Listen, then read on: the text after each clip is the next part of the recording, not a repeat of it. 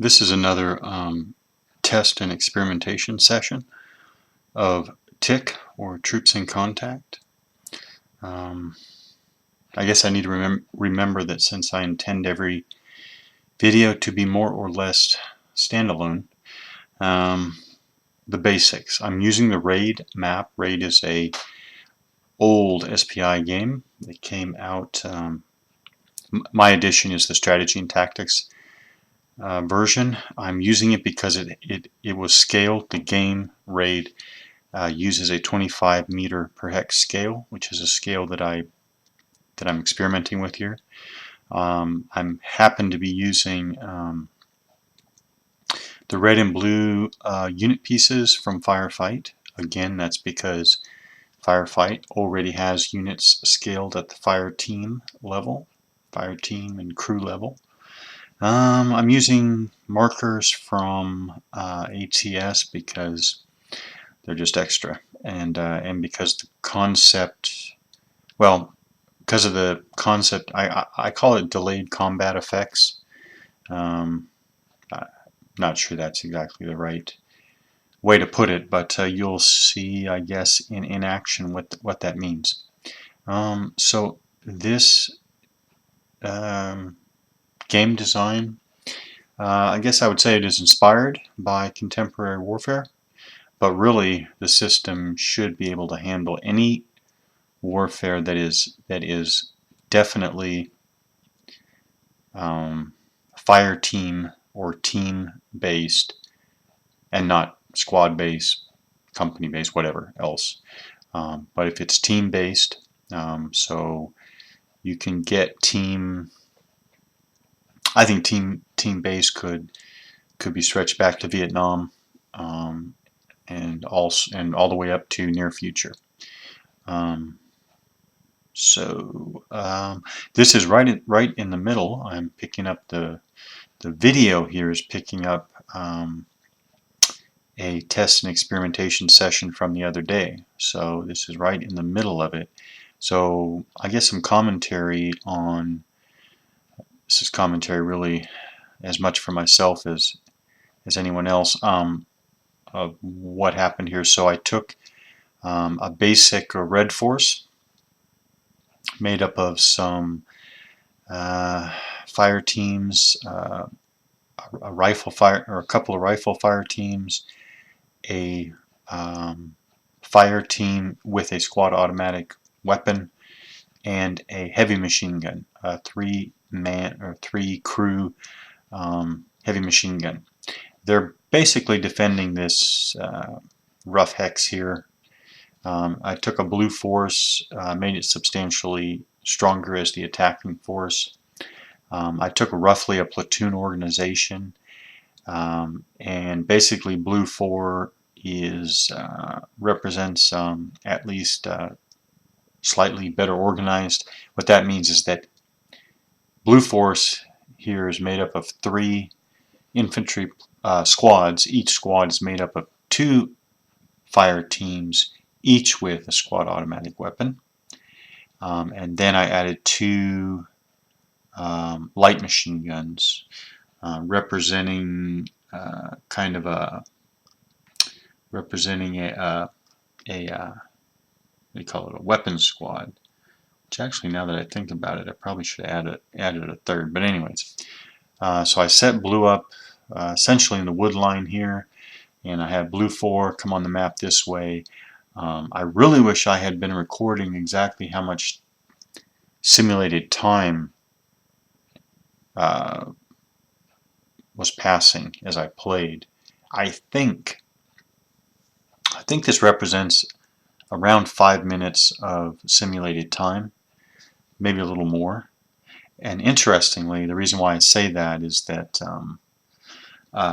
just recently, just in the last, I think, 2 action periods, Blue Force took its first casualty, and shortly thereafter Red Force took its first casualty. So I found that very interesting. I will say that about 5 to 6 minutes of maneuvering forward by Blue Force, and now we have one casualty on either side. Feels about right. Now, feeling about right doesn't mean much, but I don't know. The only, I don't think feeling right means much. By the way, I'm about ready to cover up my my video because I need the charts, which are on the computer, the draft charts and tables I'm using. So I'm about to go blank on knowing what the camera is picking up. So, oh well. I hope that enough is captured here without me being able to see what the camera is picking up. Feeling right doesn't amount for much at all, except for one thing. As long as things feel right, at least I'll continue on. So I was going to say that actually a lot of things feel right in this first. So this is the first test and experimentation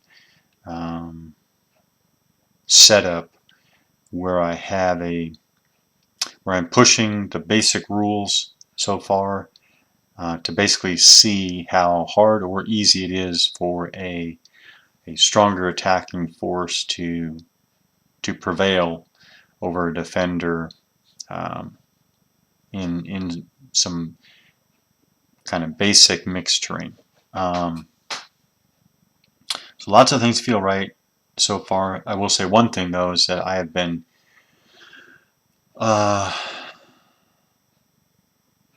some things have been tweaked a lot. The observation rules that I started out with were way off. So a lot of tweaking has been there's been a lot of tweaking to the observation rules. Why? These are the different situations I looked at, and I want to pick up play here, so I don't want to mess too much with my pieces. But these were the different situations I was looking at.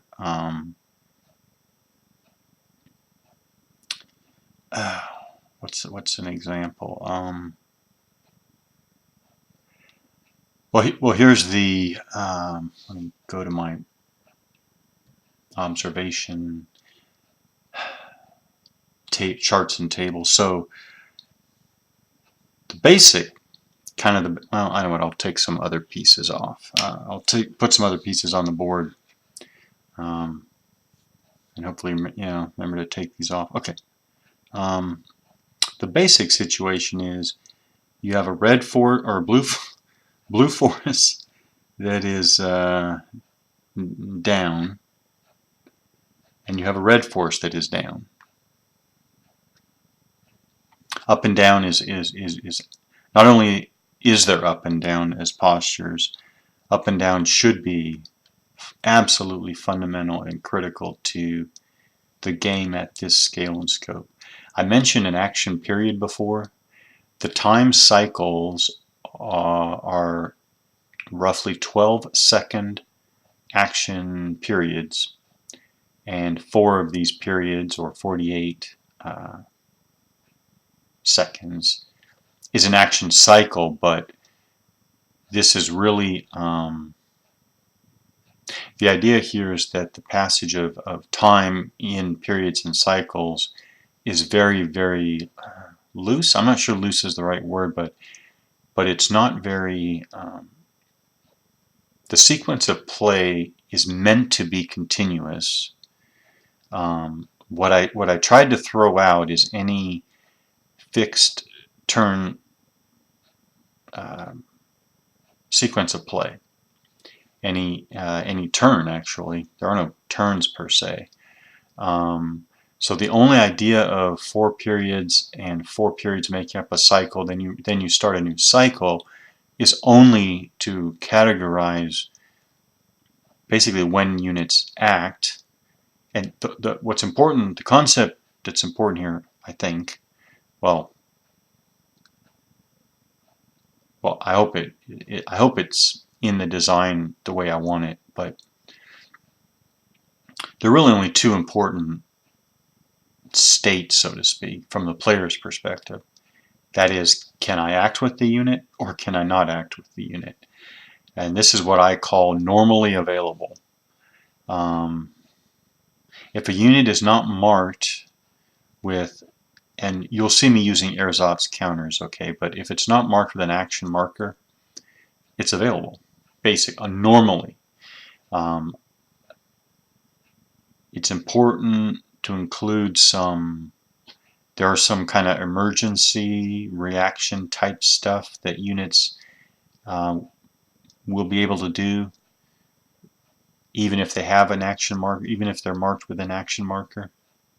But normally you act with a unit, it's marked, and it's not available again normally until the marker is removed. So you'll just see how that goes through. But there is no set turn structure.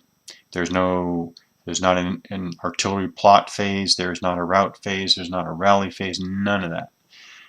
So it's okay. So let's go back to observation. The basic kind of situation is if a 4 strength team is down in this clear hex, and there's a red team that's down in an adjacent hex. Okay, we're talking 25 meters distant hex-wise. Can they see each other? So let me. Well, I guess before I actually figure this out, it's important to emphasize that there are two things, or it's one thing I'm emphasizing. I'll break it down into two pieces. One, the clear hex is not really a clear hex. Okay, I was actually thinking about this recently, and I intend to get to the point where clear hexes are not called clear hexes anymore, because if they're not clear, they're not going to be called clear hexes. Okay, but I'm just saying, like, for traditional war game purposes, this would be a clear hex. Already, every hex is going to have a unique profile with respect to its trafficability, the ability to see through it, ability to see something in it. But I'm not there yet, because that type of detail I think can be added later without too much problem. So what I do is I make the clear hex an average of what I'm thinking clear hexes will be. Okay, I guess that, I mean, obviously that's what every war game does now, so there's nothing unique. What will be unique is that every one of these clear hexes you see here will not be identical. They will be slightly different. But anyways, that's down the road. Just suffice it to say that I have given, I know what, this is important. In line with the way I'm thinking, I've given these clear hexes represent to me basically wild fields. Wild fields can be very uneven. Actually, wild fields probably are very uneven. They can have all sorts of high grass, thick grass, low bushes, rocks, all that stuff. So instead of saying that that's what this represents, the first thing I've done is I've actually put these qualities into the game mechanics, obviously, but lots of designers do that. The step that I'm saying is in the future is that given this system, saying that these are wild fields, where I will get to is that all these wild field hexes are going to be distinct, but again in the future. So it just suffices to say I'm saying that these are not clear hexes, and I've given them properties where the bottom line is one soldier. No, I don't want to go there yet. No, I don't want to go there yet. But this is uneven ground that provides some cover, some concealment. Bottom line. Okay, so given the properties that I've already given these clear hexes, the only stand-in here is that I'm making them uniform. In the future, it'll be the same system, but the values won't be uniform. They'll be distinct. Okay, so but they're uniform now. So when I talk about the qualities of this clear hex, this wild fields hex, it's right now in game terms they're the same for this hex, but that's not the intention. So as it stands now, we start with, can a fire team of 4 soldiers, I guess I should say now, I'm not even sure I really brought it out before. The intent here, and boy, I really hope I don't have to deviate from it. The intent up until this point, and it's still the intention, is that, you know, what you see is what you get. So in many different ways. And one of them is when you see the soldiers. I said this is a 4-man rifle team. This is a 4-man rifle team. When it takes 1 casualty, that means 1 individual soldier of that 4-man team is combat ineffective. There's not going to be 1 casualty represents this, and that. It's 1 casualty is incapacitated. He's not firing.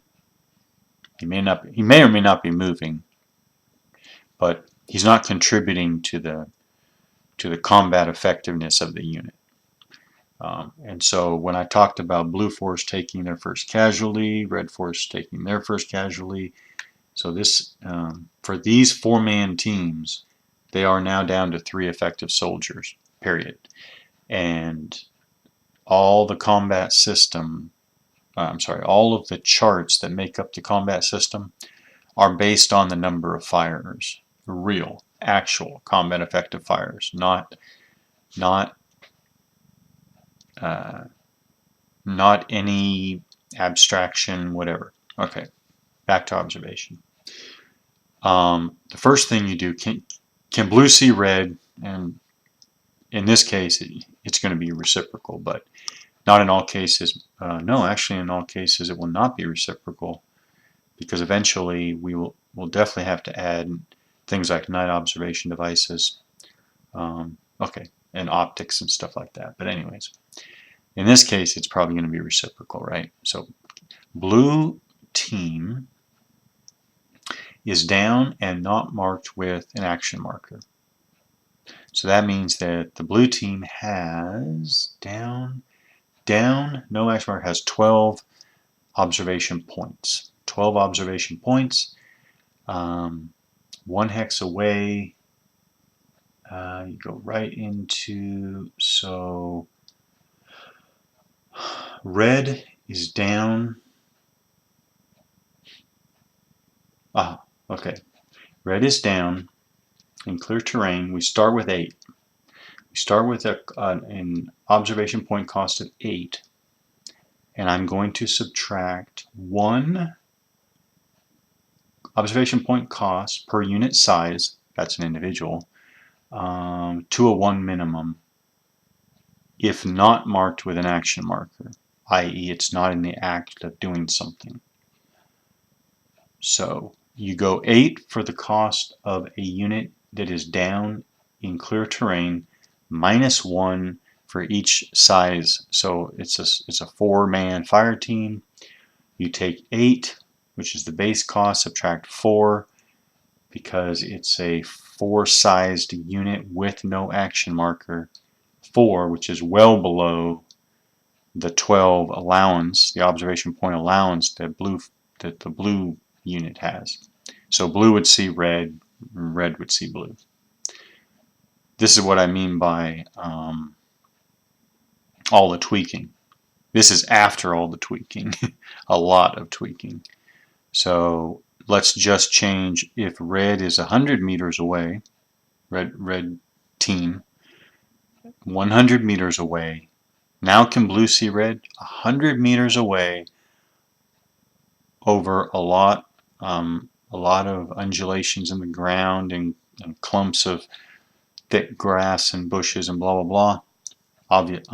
I won't say obviously. I don't think blue should be able to see red. Red does not have an action marker. That means that they can be stationary. They can be represented as stationary and they're down. So let's see if the rules as they stand now, can they see? So this is 2. This is 2 to see through a clear hex. So 2, 4, 6. And I need to start getting my calculator out. So just to see through the 3 clear hexes is 6, which means that red has already expended half of his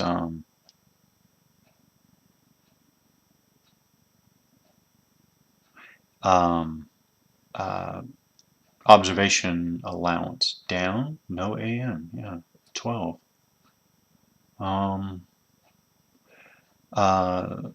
And then again, it's 4 to see into clear, down, 4. Darn, you see? I already have to tweak it again because that's 2, 4, 6, 10, which is underneath 12. See? This is what I'm saying. I got to tweak it again. You should not be able to see. So, yep, back to the drawing board. That obviously didn't work, so I got to tweak that again. I was using some other examples. Well, I won't bring that because I got to adjust my map situation. I don't want to do that. So I won't use that. I was basically looking at, well, using some of the map that's off the camera. I was basically just like having human beings out there demonstrating for me. I had like red team standing in the fields. I call it cultivated, so fields, high fields, cultivated. Had them standing, and I had blue force, looking and figuring out, by real distance. Because what won't work is this simple, only if you're on the edge of the terrain are you visible. That's what I'm getting away from. That's one of the things I'm getting away from. So I was figuring out how many hexes through a field could you actually see. I mean, if red goes down, red disappears in that field. That much is clear. But if red stands, basically if red is standing in the fields, how many hexes through the fields can blue observe and still see red? And the other big example I started, again, this is like I have human demonstrators out here. I was actually starting with red is standing on one side of this woods. Blue is standing on, colorblind today. Blue is standing on this side of this woods. Red is standing on this side. And I was going through different permutations of basically if, and I'm going to get to this, if I adjust the kind of the thickness of the woods, there should be cases where they can see each other. Again, it's not this, string a line and automatically blocked. It's not going to be that. But and then if one side goes down,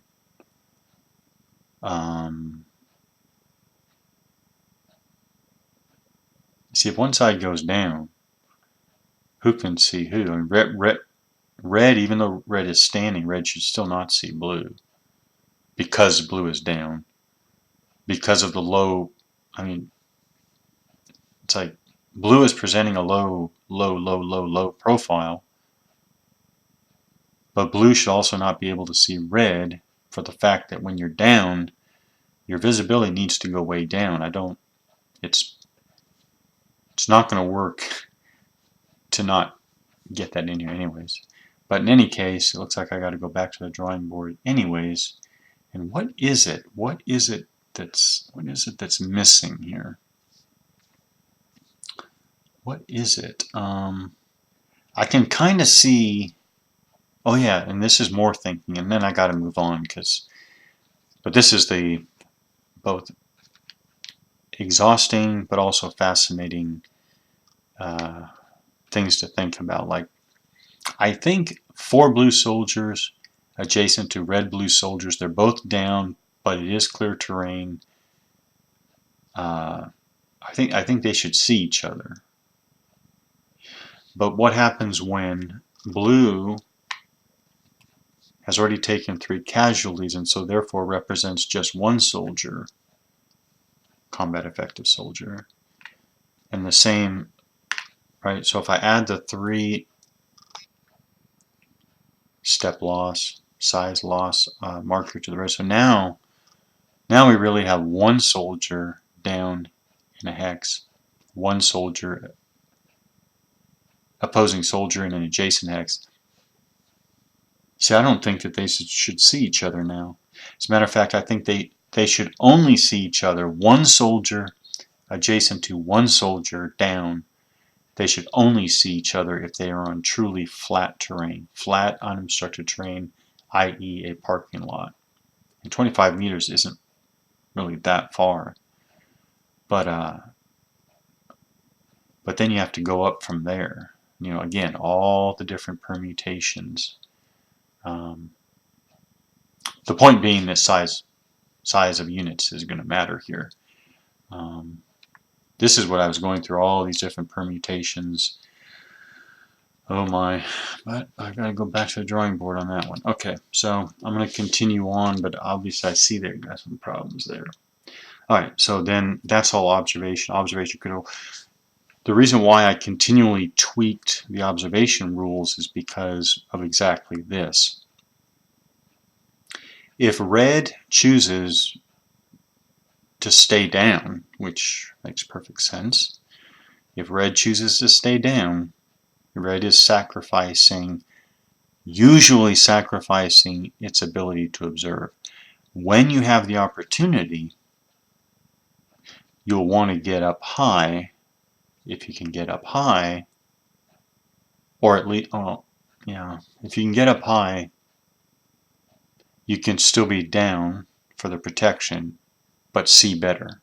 I mean, and that has to be represented. I mean, I already tried to represent that in the rules where if a unit is higher, then intervening lower hexes count as flat hexes, i.e., you know, they count as essentially nothing for observation purposes. That's how I handled being higher, which is good. But if you can't get higher and you have to stay down, then you're sacrificing observation.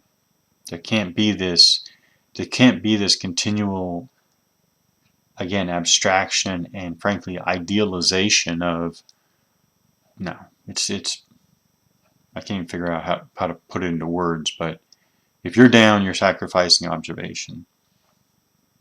You want to go up. I mean, if you want to observe, you got to go up. And when you go up, you have to do something for your protection, right? So go up in the woods, maybe. If you really want to protect yourself, you go to the woods and you go down. Yeah. So the idea of balancing all of this, I mean, not just movement rates, that's kind of obvious, but balancing the up and the down with the observation allowed, which I was comfortable with, even though I kept tweaking the observation points and allowances and rules, but I want blue to be able to get up like this, because frankly it's realistic. Now if you have a system that's so simplistic that you have, like, you know, laser attacks, then this should not be possible. But that's just not, I mean, if this machine gun is truly down in the wood lines, Is he seeing this two-man machine gun team that isn't doing anything right now in a wood line 200 meters away? I don't think so. I don't think so.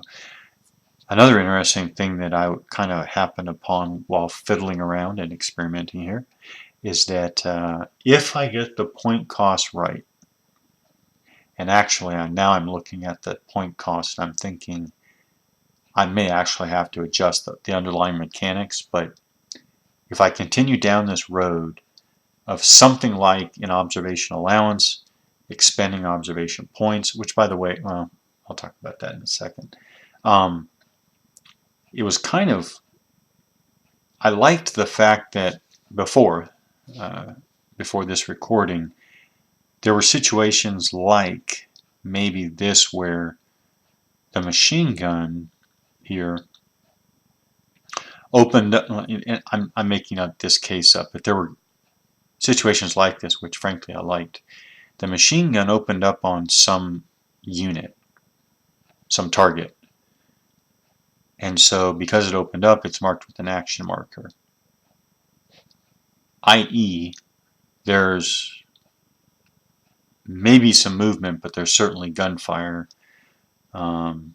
coming from this location. So in general, that should help Blue Force zero in on where this unit is, right, in general. But if I remember correctly, what happened was a red unit like this one that should have been in a position to see and ID the machine gun after it opened fire. I think that blue unit was marked with an action marker, which means that it was already doing something. And one thing I did put in, I mean, in the tables I have, units have an observation allowance not only for whether they're up or down. That makes units that are down automatically able to see less far than units that are up. That's what I already talked about. You know what? That's what might not work. Okay. Well, in any case, that might have to be changed. Okay. But the other piece I put in there is whether the unit currently has an action marker or not, showing are they waiting, stationary, figuring out what to do, or preparing, or, well, basically not actively engaged in something. Or if they're marked with an action marker, they've done something. They've fired, they've moved something. Something else has occupied, a certain amount of their attention. And so correspondingly, they should have less observation allowance. I think I am going to have to, so maybe it's not the allowance that changes. Because here I'm thinking, yeah, I'm looking at this. The observation allowance doesn't make sense because if the unit is basically on the edge of some type of precipice or drop off, then their observation would not be limited at all. So there's something else, some other factor. Oh, so maybe it's as simple as the cost of looking through the hex is different for whether you're up or down, but the allowances are the same. Well, I guess I caught that on video, but I should jot that down. Anyways, all right. I think I'm going to do something here. So, because I'm about to pick up action. This is really interesting. This is exactly where I left it off, which is something interesting happened, which I like, by the way. Again, it's a feel thing. Again, how much is feel worth? Yeah, about 1 cent. But Blue Force started from the baseline, advanced. There was firing, casualty, and this is where we're at. No unit is marked with an action marker right now. This is interesting. This is the first moment in the play so far. I said there's about 5 to 6 minutes of time simulated. This is the first moment where there are no action markers on the board. And this, to me, represents a moment when basically every unit is transitioning to something. And it's very interesting. This is what normally, as blue force is advancing and red force is reacting, units are in various states of occupation. They're occupied to varying degrees with stuff that they're doing. Moving, firing, well, primarily moving and firing. Well, actually moving, firing, and being suppressed. Kind of interesting. So this was the first moment that by chance, it's like, whoosh, no action markers. We just happened to get to an action period where there are no, in other words, there are no ongoing actions right now, which is very interesting. Anyways, yes, the 3 blue units are currently marked with combat effects markers or casualty factor markers. Which is part of combat effects. Okay, so we're just going to start. We're starting just another first period. I think I talked about this before. I thought a lot about it. I did think a lot about it. I considered all these different fancy initiative things, and finally I decided, you know what, at this scale, okay, this is fire team and crew scale, and scope, we're talking, a firefight lasting anywhere from 5 to 30 minutes, maybe more.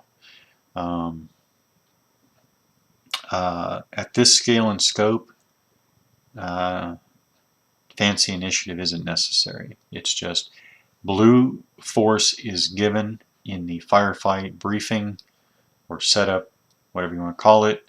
I haven't settled on something, but the firefight setup gives blue forces the initiative player, the active player, the first player, which just means every action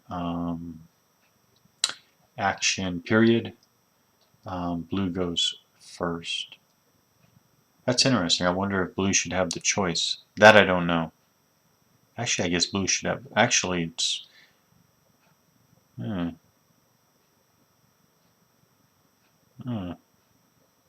that I think about it, I guess it should be choice. But anyways, blue's going to act. Okay, so let's do something. First of all, what we have here is we have a. We have the blue fire team here that's taken a casualty. It has a one casualty factor marker on it. So the blue player wants to try to. I didn't resolve this issue. And I did actually have a leftover issue from the last time. And the leftover issue is this. I hadn't really gotten to it before last session. If this blue unit, which it did before, if this unit unsuppresses or,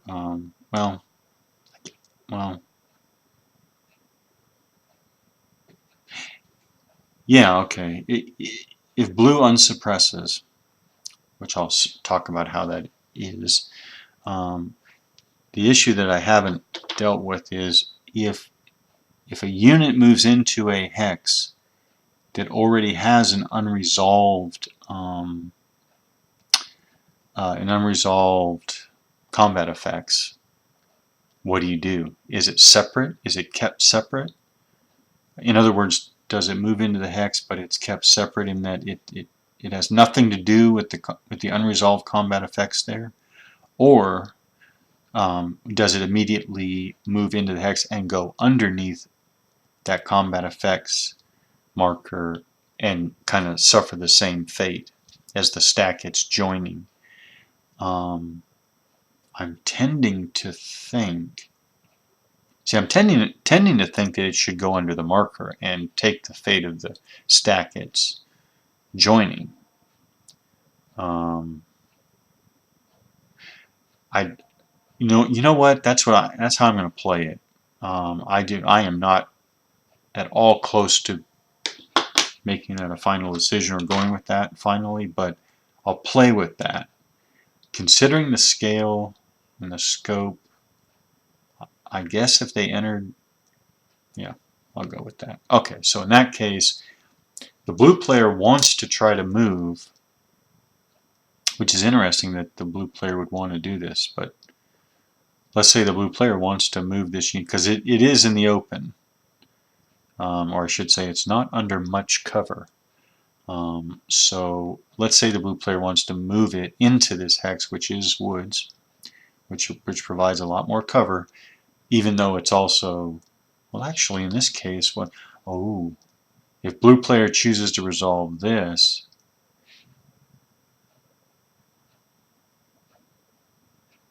I almost want to play this through to show how this works, but no, I'll forego that opportunity. But if blue chooses to resolve this one first in the hopes of getting it cleared, then trying to clear this one, and if this one clears, moving this one there and avoiding something, but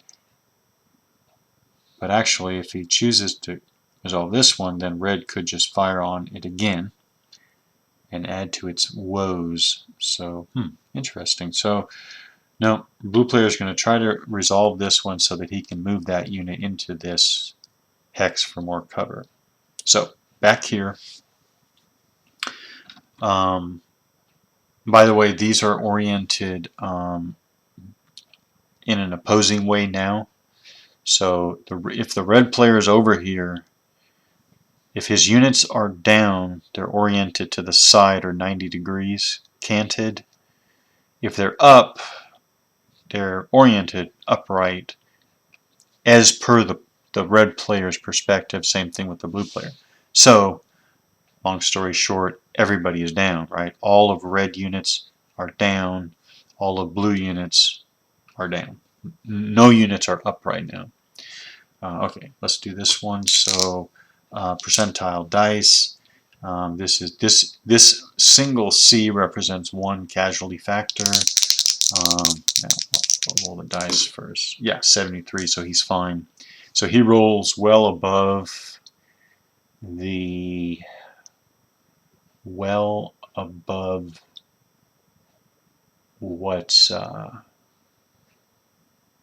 he needs. Okay, so he clears the combat, and now he is available. And now he's going to stay down, and he's going to crawl. By staying down, he's going to crawl. By staying down and moving, that is crawling.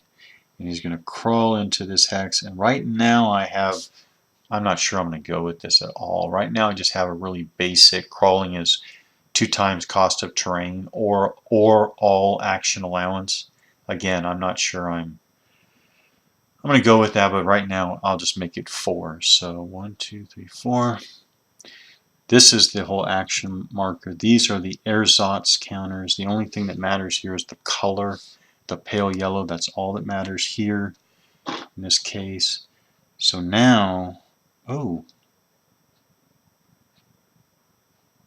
isn't that interesting? So he's going to crawl into the hex. We're saying that for now, he's going to take the combat he's going to basically adopt the combat situation of that unit, but the action marker situation is not the same. All right, this is the first time I've had this, so that's interesting.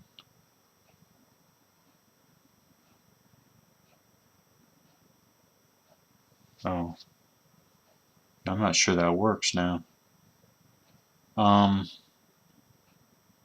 Alright, I am not sure that works at all, so I'll just continue on. That unit gets marked.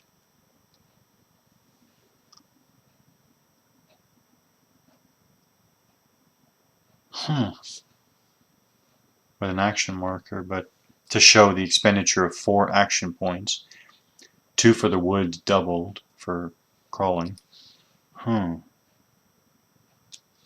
right. I'm not sure that works, because now we have, the reason what I'm looking at here is, yes, you have blue units underneath a combat, underneath casualty factor markers, but now they have differing AP marker statuses. All right, now let's go through this again and see, can the, oh wow, can Red Force's heavy machine gun see basically pour on more fire? Why would they not? But let's see if they can even see. So we take off. So we have the one unit that is down in the woods but marked with an action marker. Then we have the other unit down in the woods but not marked. So this was 2, 4, 6. Has 6 remaining. Now we go woods. Oh, okay. Maybe it's woods.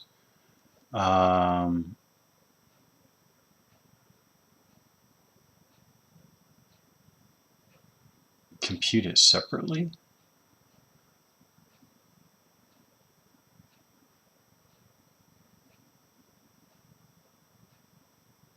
Oh yeah. So maybe it is. So maybe it is. Oh no. Then the question is, what is the base cost? Is the base cost for up or down? Is the base cost up or down? I'm not sure that works. I'm not sure that works at all. So I guess until I fix this, I'll say up, which is, no, I'm sorry, neither of them are up or down. I mean, they're both down. So it is 12.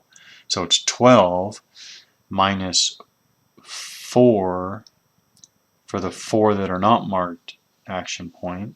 So that's down to 8. And then it's minus 8 for the unit that is marked with AM. So that's 0, which is a minimum of 1. So the machine gun sees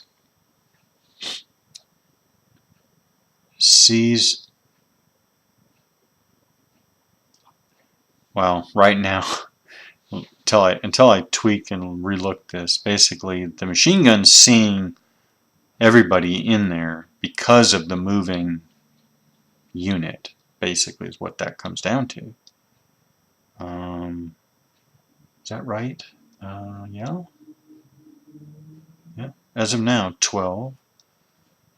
So for example, 4, 5, 6, 7, 8, 9, 10. That's still not right. I just noticed that even if they were not marked with action markers, that the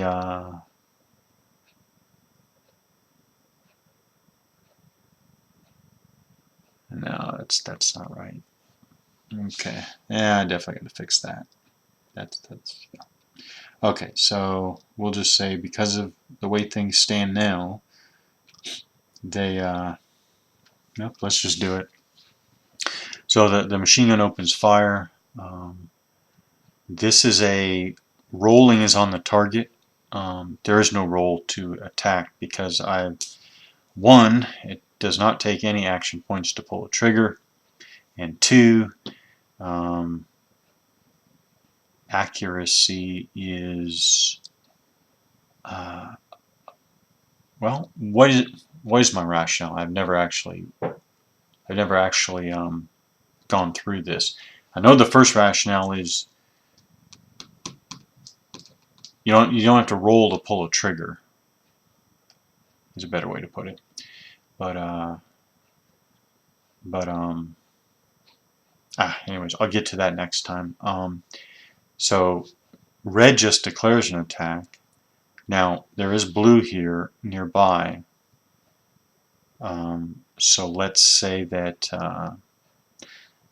red, see, red can execute up to 4 action points worth of fire completely by red player's choice. So let's say he's going to execute 2 action points worth of fire against that hex. So he will be marked with this marker. Again, the only thing that matters is lime green. I guess I can mark him now, but technically he's marked after he's done.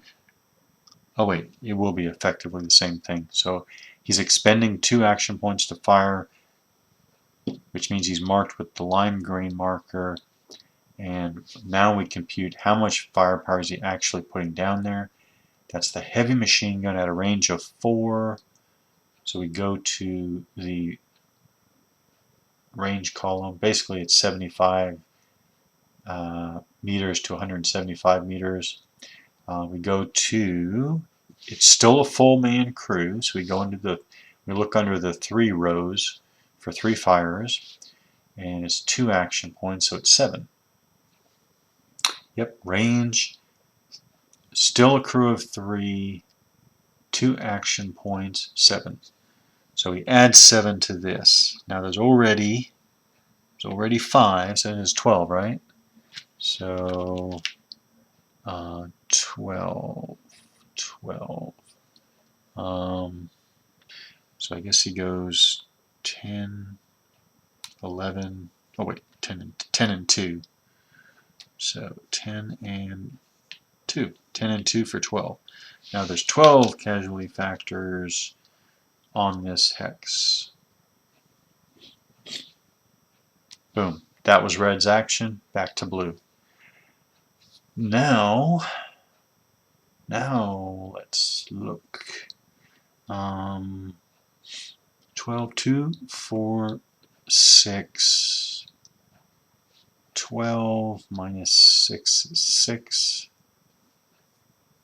Oh, actually, blue force, under the current rules, just barely identifies the machine gun team because they fired. Now, this is an example where 12, 2, 4, 6. Oh, what do you know? I was using the wrong. I was using the wrong row. Basically, I was treating the woods as cultivated. That's not good. So 12. Let me go back to this one. 15 minus 8 and 4, or 12, leaves 3, 4, 5, 6, 7, 8, 9.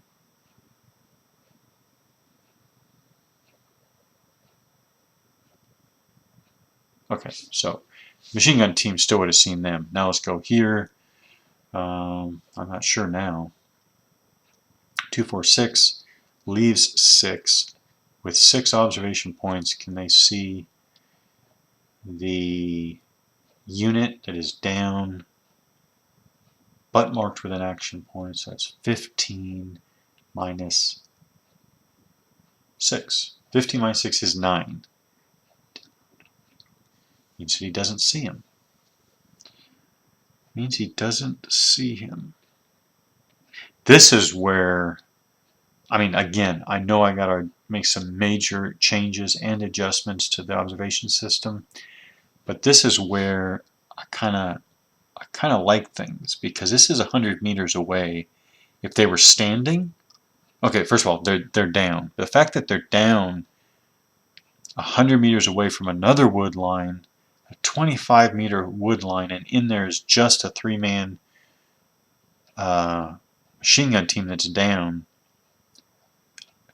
Yes, blue team knows. Oh, by the way, yes, blue team knows somebody's there, but they can't identify the target, which, by the way, leaves the opportunity for unobserved fire, which I did start to consider. But that aside, they don't identify the 3 soldiers individually. They don't identify the target. Now, what's interesting to consider is what if they were up? If they were up, it would be 2, 4, 6, 15, 9, 9, 10, 11, 12, 13, 14, 15. See, if they were standing, they would see them.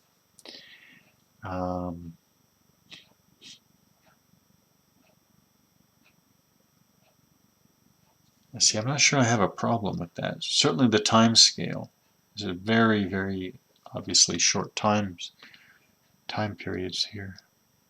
In any case, I know I got a major adjustments to be made there, so I'll just leave that. Let's go back and resolve. Let's see how much damage. 12. Let's say blue is going to try to resolve this attack. Oh, wait. Oh. Oh. Oh. Something's wrong here. Oh. Oh.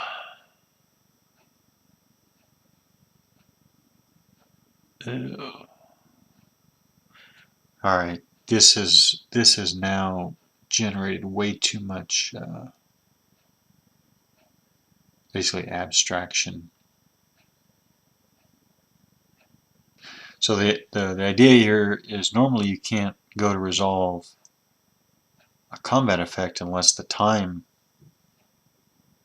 that you're already committed to has been expended. But now you have two opposite extremes. You have one unit that's underneath the combat or the casualty factor markers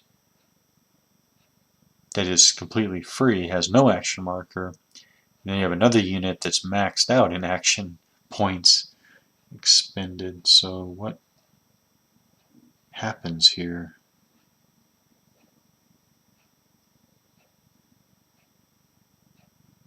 Huh.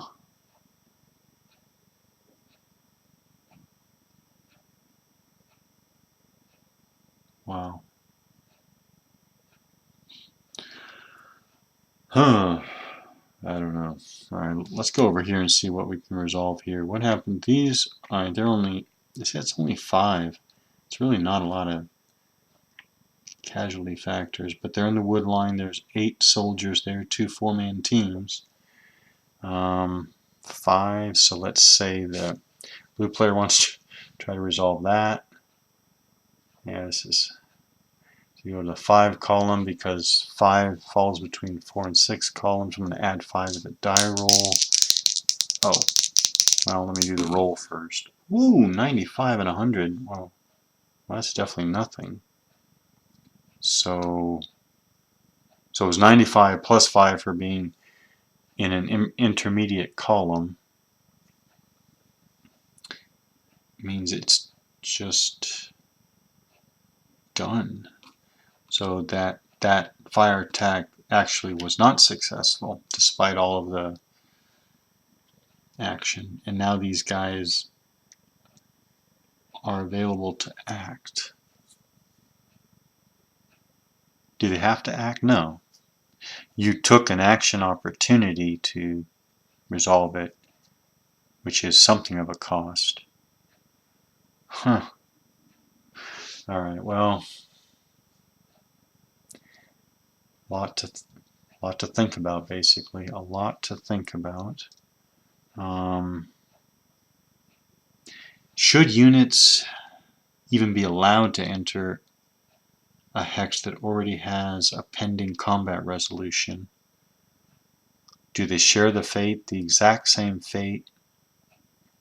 What do you do about different action point markers underneath?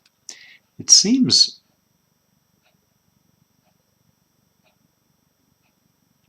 reasonable that you could enter. But maybe the simple thing to do, I mean, on the one hand, maybe the simple thing to do is you don't share the fate at all, and you're actually kept separately.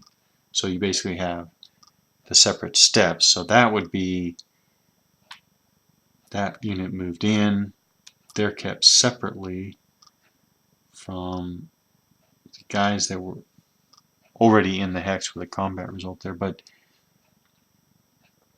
But then you think, oh,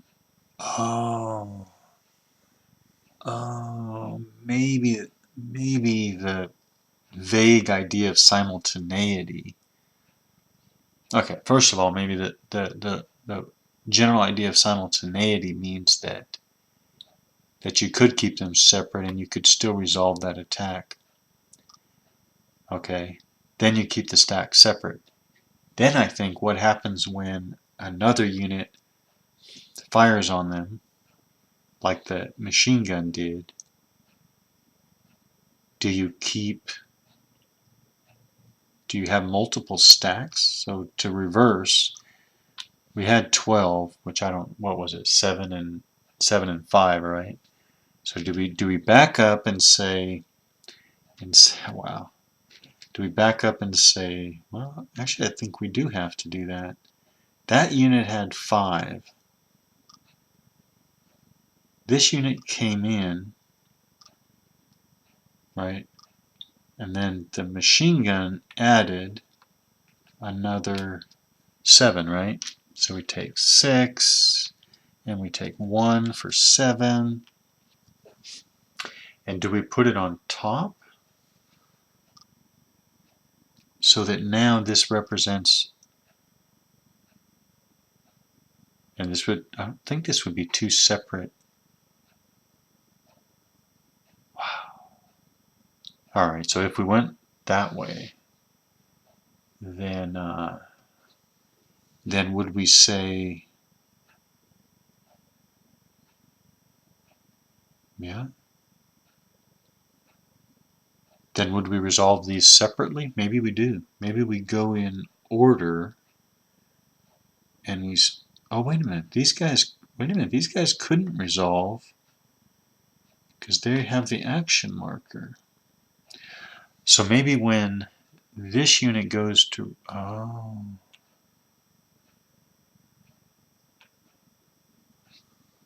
Okay, so maybe when we go to resolve this one,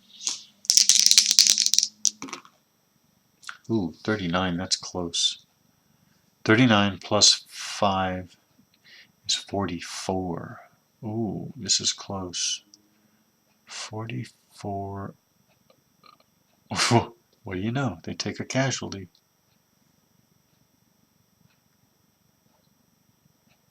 Okay, so what happens here? This one,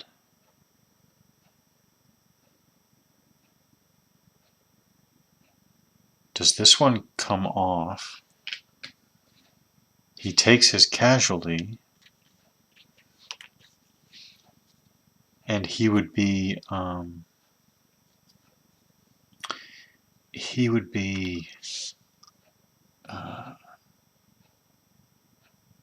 normally he would be marked with an action marker.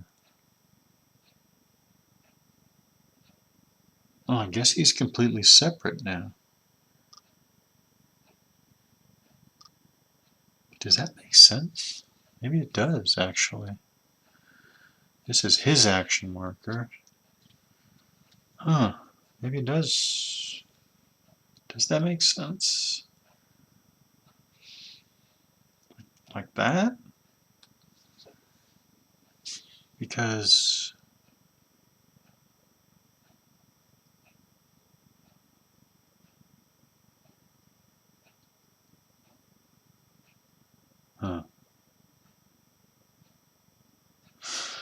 well, that's why I'm doing this. Testing and experimentation to generate all the questions.